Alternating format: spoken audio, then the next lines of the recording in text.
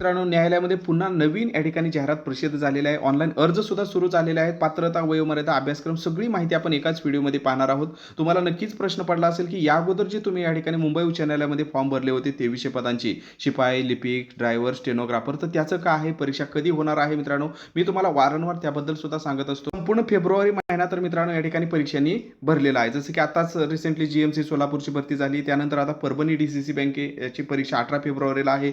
त्यानंतर या ठिकाणी जर बघितलं नाशिक महानगरपालिका 24-25 फेब्रुवारीला परीक्षा आहे. नंतर एमजीपी म्हणजे महाराष्ट्र जीवन प्राधिकरणची सुद्धा या ठिकाणी लगेचच मित्रांनो या ठिकाणी 26 तारखेला या ठिकाणी म्हणजे 25, 26, 27 फेब्रुवारीला या ठिकाणी मित्रांनो परीक्षा होणार आहे. 3 दिवस या ठिकाणी याचं नियोजन त्यांनी केलेलं आहे.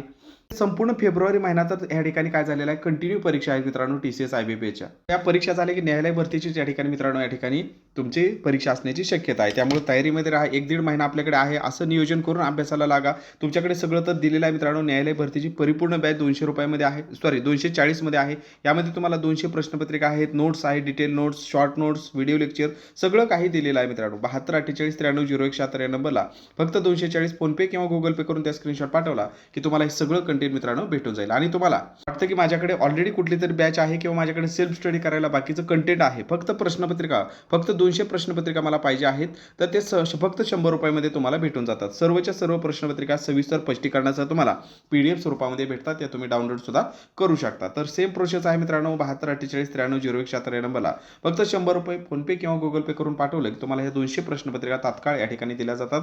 सविस्तर स्पष्टीकरणासह सर्व प्रश्नपत्रिका भेटून जातील.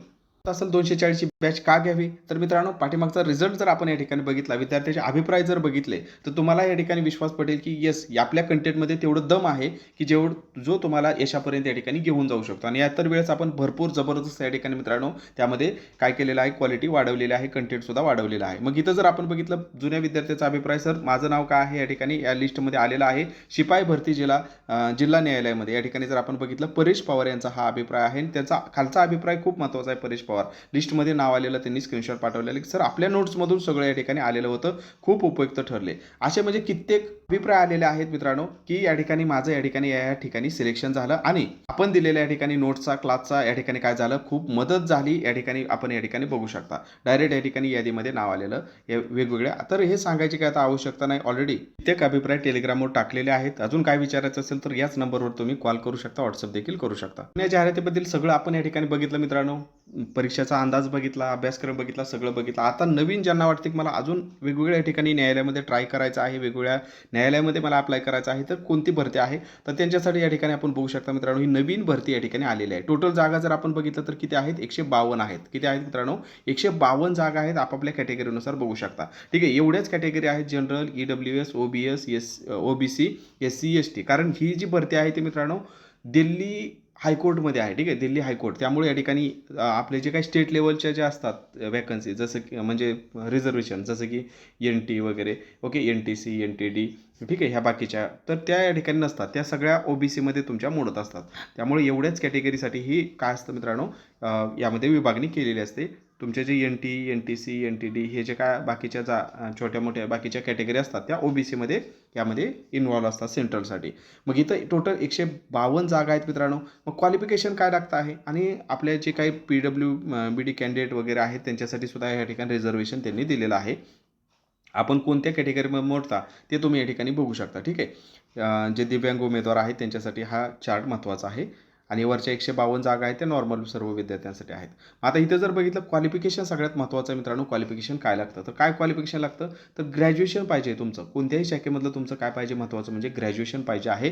आणि सोबतच जर आपण बघितलं तर काय पाहिजे मित्रांनो, टायपिंग स्पीड तुमचा पाहिजे आहे. ओके, टायपिंग पाहिजे आहे किती, 35 एवढं तुमचं 35 वर्ड पर मिनिट एवढं तुमचं काय पाहिजे मित्रांनो या ठिकाणी टायपिंग असणं, टायपिंग स्पीड असणं या ठिकाणी गरजेचं आहे. आणि अर्थातच ही दिल्ली गव्हर्नमेंट म्हणजे दिल्ली हायकोर्टची या ठिकाणी भरती असल्यामुळं नक्कीच हे टायपिंग इथं जरी कोणत्या भाषेमधलं दिलेलं नसलं तरी आपण तेवढं समजू शकतो की इंग्लिशमधलंच या ठिकाणी पाहिजे असतं. कारण आपल्याला दिल्ली हायकोर्टमध्ये करायचं मग तिथं मराठी तर नाही लागणार. ओके, इंग्लिशच तुम्हाला या ठिकाणी असणार आहे, हे आपण या ठिकाणी लक्षात ठेवा. बाकी यामध्ये एज्युकेशन क्वालिफिकेशन बघितलं. त्यानंतर वयोमर्यादा महत्त्वाची आहे. तर वयोमर्यादा किती दिली मित्रांनो यांनी, तर वयोमर्यादा दिलेली आहे 18 ते 32 वर्षापर्यंत. किती, 18 ते 32 वर्ष तुमचं 1/1/2026 रोजी एवढं वय पाहिजे आहे. आणि तुम्ही जर कॅटेगरीमध्ये असाल, SC ST असाल तर तुम्हाला अजून 5 वर्ष संरक्षण आहे, म्हणजे सवलत आहे. म्हणजे तुम्ही 37 वर्षापर्यंत या ठिकाणी काय करू शकता, देऊ शकता. ओबीसी कॅन्डिडेट असाल तर अजून तुम्हाला 3 वर्ष म्हणजे 35 वर्षापर्यंत तुम्ही हा फॉर्म भरू शकता. बाकी या ठिकाणी दिव्यांग उमेदवार असाल तर अजून तुम्हाला सवलत दिलेली आहे. एक सर्व्हिसमॅनसाठी सुद्धा सवलत दिलेली आहे, ती बघू शकता. या ठिकाणी आता महत्त्वाचं म्हणजे परीक्षा जी आहे ती मित्रांनो वेगवेगळ्या टप्प्यामध्ये होणार आहे. पहिली जी आहे ती क्वालिफाईंग आहे. याचे तुम्हाला फायनल मेरिट लिस्टमध्ये काही ग्राह्य धरले जाणार नाही. फक्त क्वालिफाईंग आहे स्टेज 1. तिथं तुमचं MCQमध्ये 120 मार्काचा पेपर होणार आहे मित्रांनो, MCQ स्वरूपामध्ये. ओके. आणि त्यानंतर मग क्वालिफाय झाल्यानंतर तुम्हाला या ठिकाणी दुसऱ्या स्टेजला जे की तुम्हाला मेरिटसाठी महत्त्वाचं आहे त्या स्टेजसाठी बोलवलं जाईल. मग त्या स्टेजसाठी तुमचे डिस्क्रिप्शन म्हणजे लिहायची या ठिकाणी काय असणार आहे, परीक्षा असणार आहे डिस्क्रिप्टिव्ह. ओके. डिस्क्रिप्टिव्ह स्वरूपामध्ये असणार आहे, हे आपण या ठिकाणी लक्षात ठेवायचं. त्यामुळं इथं जर बघितलं तर पार्ट ए, पार्ट बी, पहिल्या याच्यामध्ये निबंध आणि पत्रलेखन आहे आणि दुसऱ्यामध्ये व्याकरण आणि ट्रान्सलेशनवरती तुम्हाला प्रश्न असणार आहेत.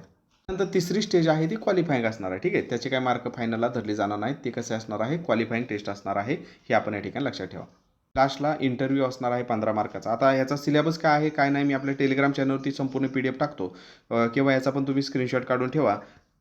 जेणेकरून तुम्हाला काय होईल, अधिक माहिती कोणकोणते विषय विचारले जाणार आहेत काय आहे तुम्हाला या ठिकाणी समजून जाईल. किंवा सिंपल साधं मी ही टेलिग्रामवर सगळी PDF टाकतो, तिथून तुम्ही काय करा, डाउनलोड करून घ्या.